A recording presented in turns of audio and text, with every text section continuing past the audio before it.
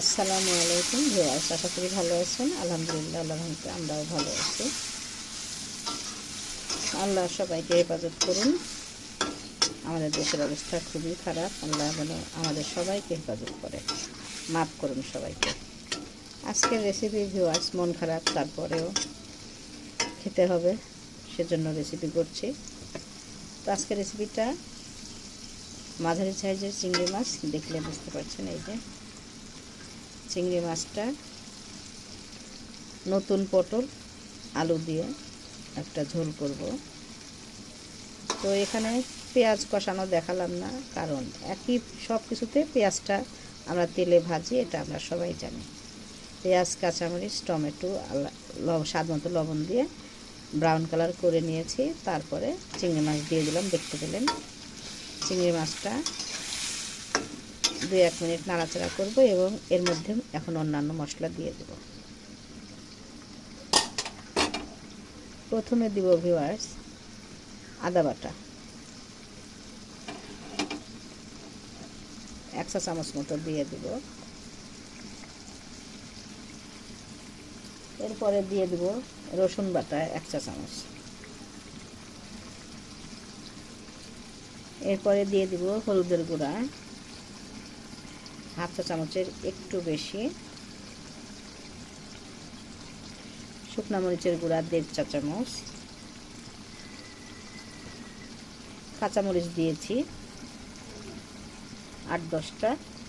এখানে জিরা গুঁড়া আছে 1 চা চামচের একটু কম, আর ধনে গুঁড়া 1/2 চা চামচ। এখন মশলা দেওয়ার পরে কষাবো 5 মিনিট। ভিউয়ার্স, কষানো হয়ে গেছে।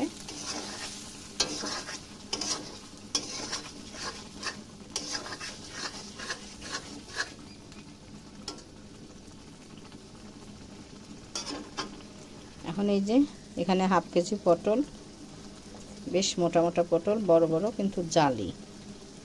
একটা করে পটলকে 2 পিস করে নিয়েছি। এই যে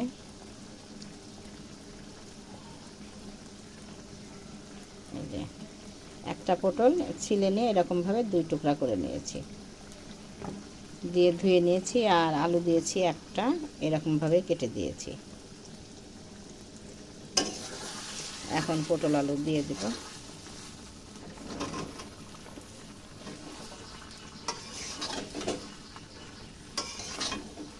পটল দেওয়ার পরে আমি আরও 5 মিনিট কষাবো। এটা উত্তরবঙ্গের ফেভারিট একটি রান্না, প্লিজ ট্রাই করবেন।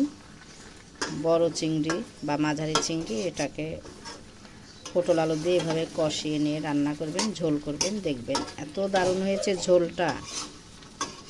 ঝোলটা দারুণ স্বাদ। ঢেকে কষাবো।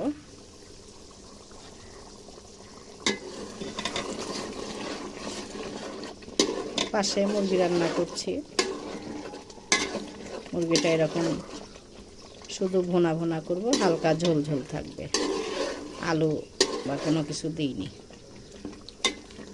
দেশি মুরগি, ঢেকে দিব। ভিউয়ার্স, কষানো হয়ে গেছে। এখন ঝোলের জন্য পানি দিয়ে দেবো এবং রান্নাটা হওয়ার জন্য 1/2 কেজি পরিমাণ পানি দেব। আমি কড়াইটা একটু ছোটো সাইজ নিয়েছি। ভিউয়ার্স, এখন রান্না হবে আরও 10 মিনিট।